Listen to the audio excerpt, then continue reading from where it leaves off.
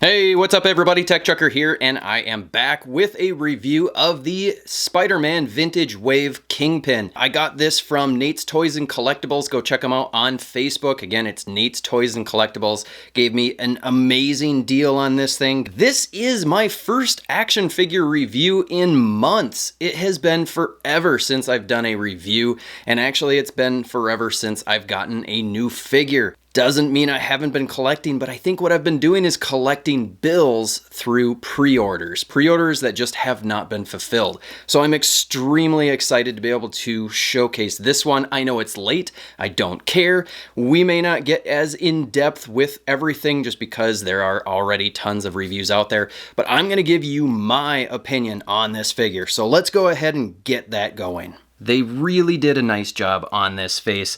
It is very detailed. You can see the little wrinkles in his brow, which is very nice. Paint is very clean. It is a little bit sparse in that, you know, the lips aren't painted, but I do really like that there is some very defined sculpting that was done on the head. And the skin tone actually looks like a real skin tone, which is very nice. It does not give off that very plasticky feel. Next up is the little scarf-like thing and the vest, which I really like the way that that looks. There's not really much for shading on there, which would have made this thing pop even more, but that's okay. They did paint the buttons and whatnot, which is awesome.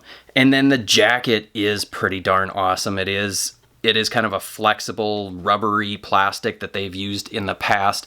That is awesome. And then they also have a nice little detail on his pinky finger. They painted the ring, which is awesome, but I think mine is missing some paint.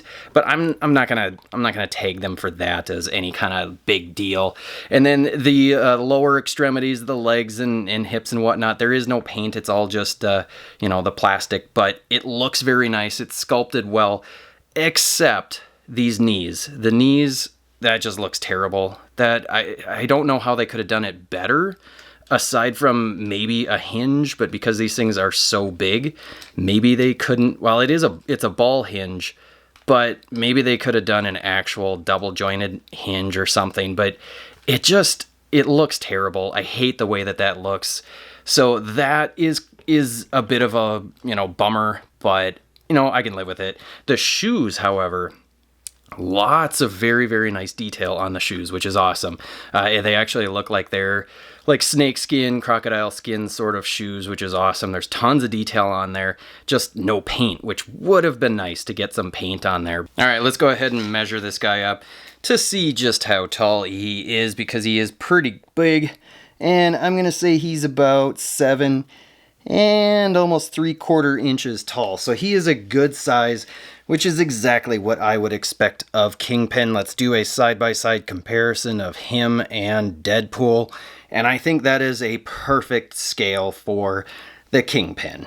All right, so as far as articulation, it's okay. I'm not gonna say that it is great or terrible. We'll start with the head. He can look up just a little bit, not a lot, but it's okay. He can look down a little bit, but because of that thing, it's going to get in the way of that. He can look side to side, though. As you start turning him, it is going to force him to look up a little bit more, which is a little bit of a bummer. But then he is not really, I mean, there's a little bit of side to side, but it is pretty minimal. So that's a little disappointing. In the shoulders, he has a ball hinge, and he's got really good range of motion there. He can get his arm all the way out. That's awesome. Can, you know, swivel that all the way around.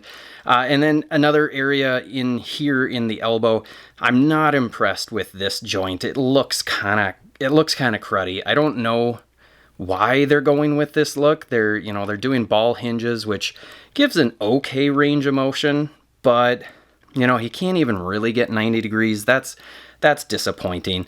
But he is able to swivel it, which is kind of nice, I guess. And then in the wrists, he has those hinges that we're used to. It's good, but you know, like Anthony's Customs had said, having the up and down wrist would be so much better than the kind of curl in and out. So in that, I really wish that they would start doing ball hinges in the wrists as well.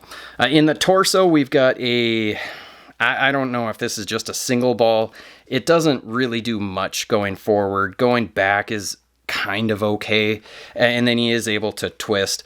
And then down in the waist, this is my biggest disappointment, is there is no waist swivel. I would have liked a waist swivel. I don't know why they didn't do it, because they have plenty of plastic that they could have. Obviously, they were figuring this upper waist one was fine, but because it barely does anything, you know, they should have just done the waist swivel instead. I'm guessing they just didn't want to break the vest here as opposed to breaking it up here. That's my guess for that decision. Down in the hips, he's got T-jointed ball hips. He can only do the splits that much, but again, this is Kingpin. He's not gonna need to do the splits, so who cares about that range? He can't kick forward more than this, which is very disappointing, and then he can't really kick back much at all. The upper thigh swivel, that works just fine, though it is a little loose and it will pop off. Knees, not even 90 degrees. Again, that's a bummer, because with the fact that it's so ugly looking, I would have rather seen more range there if it's going to be ugly. But, you know, it swivels. I don't know. I don't know. In the ankle, because of the cuff of the pant, he can't get his foot back very far, and he can't get it forward very far. That's, of course, kind of disappointing. It does swivel a little bit, but then it catches on there, and then, you know, it rocks a little bit, but not much. So as far as the articulation's kind of there, but it's not that good. But again, it's a bigger character, so he doesn't need to be in that dynamic of poses, though you do want him to be able to do some nice punching poses, and with having no real range in the elbows, that makes it a little bit harder. And then last we have the accessories, and he doesn't really come with all that much. He comes with this cane, which is very, very nice. It is bent out of the packaging, but with a little bit of heat, that will bend right back, so that is not an issue. What I really like is the gem that is on the head of this thing. That is really cool. It's translucent, which is nice. If it was actually clear, that would have been even better, so then it looked like it was a real diamond of some sort. But it still is pretty awesome to have. The gold brass paint that they've got here is very nice. And, you know, the rest of it is not painted at all, but he is able to hold it, you know, in this hand. I really wish that they would have given us an extra set of hands, because we just have the one fist hand on his left hand and then the one gripping hand on the right. I would love to be able to swap them so that you could hold the cane, you know, on either side, and you can punch on either side. So that is a huge miss there. And then we have an alternate head. This is the one that I'm definitely going to use for display. I mean, the sculpt with the little, you know, double chin showing up with, I mean, that's awesome. And the paint with the bruised eye, that is superb painting right there. Well done, Hasbro. You can see the gashes. They actually look kind of like real cuts, especially the one above his eyebrow, or in his eyebrow. That is really good. There's a little vein. Only thing that could have been added is maybe a little bit of a blue tint, but for a $30 figure, I mean, that's asking a lot. So let's pop this on and take a look and see what this looks like on the figure, because I think this is really, really impressive looking. That looks awesome. This is definitely my favorite look of the two head sculpts. So overall, I'm really pleased with this figure. For $30, I think this is a great deal. Yes, there's a few things that could have been done differently, but again, for $30, this is really nice. I love it a lot. I really recommend, if you are a Daredevil fan, you gotta have the Kingpin, and this is a very well done piece. All right, there you have it, folks. I hope you enjoyed this review. If you did, hit that like button, hit the bell notification and the subscribe button, and I will see you in the next video.